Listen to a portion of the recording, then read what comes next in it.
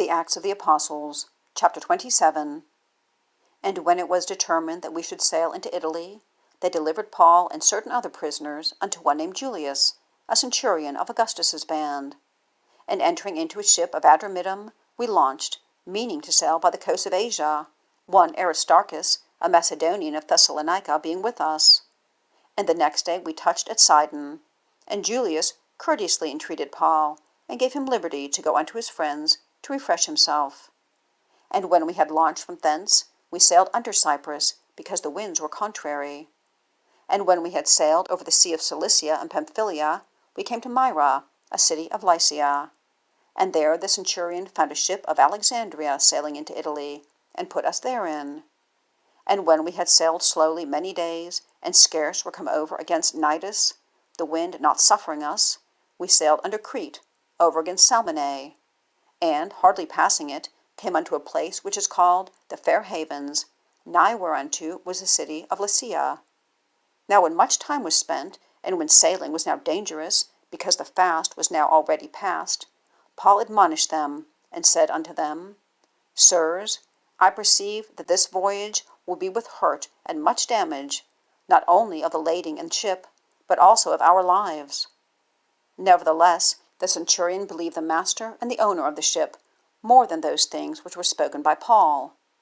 And because the haven was not commodious to winter in, the more part advised to depart thence also, if by any means they might attain to Phoenice, and there to winter, which is an haven of Crete, and lieth toward the southwest and northwest.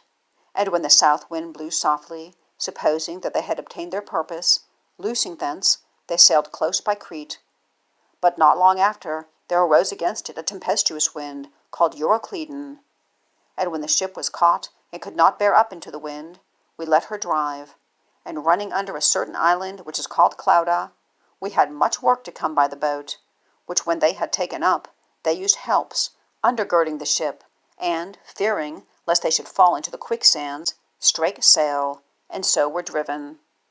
And we, being exceedingly tossed with a tempest, the next day they lightened the ship, and the third day we cast out with our own hands the tackling of the ship.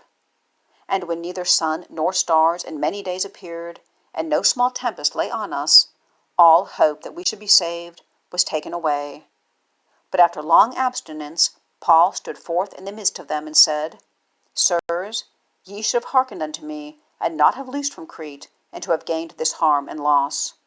And now I exhort you to be of good cheer, for there shall be no loss of any man's life among you, but of the ship.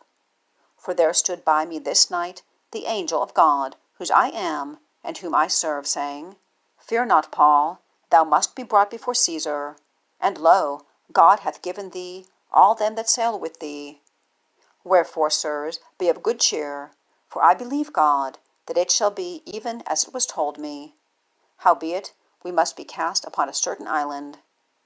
But when the 14th night was come, as we were driven up and down in Adria, about midnight the shipmen deemed that they drew near to some country, and sounded, and found it 20 fathoms. And when they had gone a little further, they sounded again, and found it 15 fathoms. Then, fearing lest we should have fallen upon rocks, they cast 4 anchors out of the stern, and wished for the day. And as the shipmen were about to flee out of the ship, when they had let down the boat into the sea, under color, as though they would have cast anchors out of the foreship, Paul said to the centurion and to the soldiers, Except these abide in the ship, ye cannot be saved. Then the soldiers cut off the ropes of the boat, and let her fall off. And while the day was coming on, Paul besought them all to take meat, saying, This day is the 14th day that ye have tarried and continued fasting, having taken nothing. Wherefore I pray you to take some meat, for this is for your health. For there shall not an hair fall from the head of any of you. And when he had thus spoken, he took bread, and gave thanks to God in the presence of them all. And when he had broken it, he began to eat. Then were they all of good cheer, and they also took some meat. And we were in all in the ship 260 souls. And when they had eaten enough, they lightened the ship, and cast out the wheat into the sea. And when it was day, they knew not the land, but they discovered a certain creek with a shore, into the which they were minded, if it were possible, to thrust in the ship. And when they had taken up the anchors, they committed themselves unto the sea, and loosed the rudder bands, and hoisted up the mainsail to the wind, and made toward shore. And falling into a place where two seas met, they ran the ship aground, and the forepart stuck fast, and remained unmovable, but the hinder part was broken with the violence of the waves. And the soldiers' counsel was to kill the prisoners, lest any of them should swim out and escape.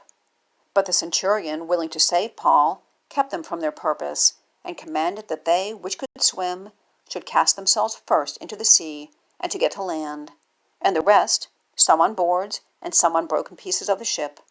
And so it came to pass that they escaped all safe to land.